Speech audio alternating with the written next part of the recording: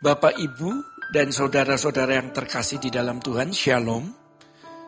Kebenaran pada saat ini berjudul kemuliaan di atas segala kemuliaan.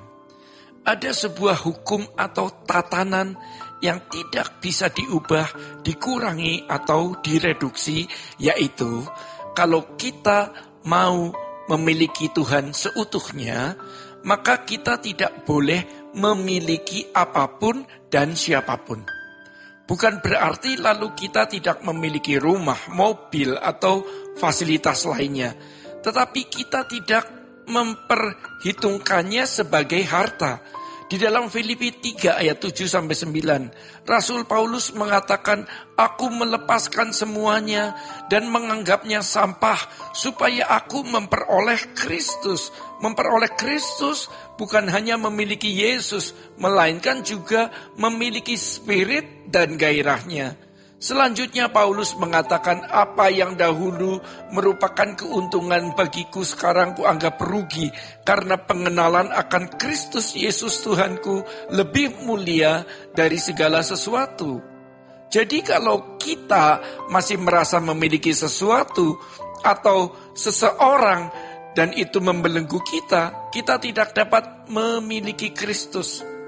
Sebab kita tidak bisa memiliki gairahnya, pikirannya, dan perasaannya. Ini memang berat. Tetapi kalau kita berjuang untuk bisa mencapai hal ini, maka itu akan menjadi kenikmatan tersendiri. Sebab ada keringanan hidup dan keriangan hidup di dalamnya. Bersyukur kita dibawa Tuhan kepada pemahaman ini. Tetapi jangan berhenti hanya sampai di sini. Mari kita juga mengenakannya. Jadi bagi kita yang sudah mulai berumur, mestinya kita mampu melakukannya. Dan bagi anak-anak muda harus mulai berjuang. Kalau anak-anak muda bisa mengenakan kebenaran ini, ibarat lebih dari memiliki harta apapun. Sebab sesungguhnya itulah keberhasilan hidup. Tidak ada yang lebih berharga dan yang lebih mulia dalam kenyataan hidup ini selain Tuhan. Kalau kita memiliki Tuhan dalam hidup kita, berarti kita memiliki kekayaan di atas segala kekayaan, kemuliaan di atas segala kemuliaan, dan kehormatan di atas segala kehormatan. Mungkin timbul pertanyaan di hati kita, sebegitu hebatnyakah pengenalan Paulus terhadap Tuhan? Atau sebegitu tingginya pengenalan Paulus terhadap Tuhan sampai dia bisa melakukan hal ini? Ya, Paulus mempertaruhkan hidupnya untuk mengenal Tuhan. Ia meninggalkan jabatannya sebagai salah satu anggota Sanhedrin. Dia juga melepaskan semua fasilitas yang dimiliki sebagai pemimpin agama Yahudi. Saudara-saudara, memang hal ini tidak terjadi dalam satu hari, tetapi melalui proses. Sebab setelah Paulus mengalami perjumpaan dengan Tuhan, dia memisahkan diri dan belajar. Hal ini mengingatkan kita tentang perumpamaan yang Tuhan Yesus kemukakan, yaitu mengenai seorang peladang yang menemukan harta yang tersembunyi dalam tanah. Harta itu tersimpan di dalam bejana tanah liat. Berarti tidak bisa dilihat apa isinya. Peladang itu tidak bermaksud untuk mencari harta, tetapi dia menemukan, ya. Ketika dia menemukan harta tersebut, dia menjual segala miliknya untuk membeli ladang itu. Banyak ladang yang lain, tetapi peladang ini begitu ekstrim karena berani menjual semua miliknya demi memperoleh harta yang tersimpan itu. Percayakah kita bahwa kemuliaan Tuhan, kekayaan kebenaran, suasana sukacita di hadirat Tuhan itu melampaui yang dapat kita bayangkan dan pikirkan? Ini tidak bisa diungkapkan dengan kata-kata. dan dijelaskan kepada orang lain. Orang harus mengalami sendiri mengenai kebenaran. Bagi mereka yang pikirannya tertutup terhadap kebenaran, mereka tidak bisa mengecap kebenaran. Bahkan mungkin mereka akan berkata, apa maksudnya?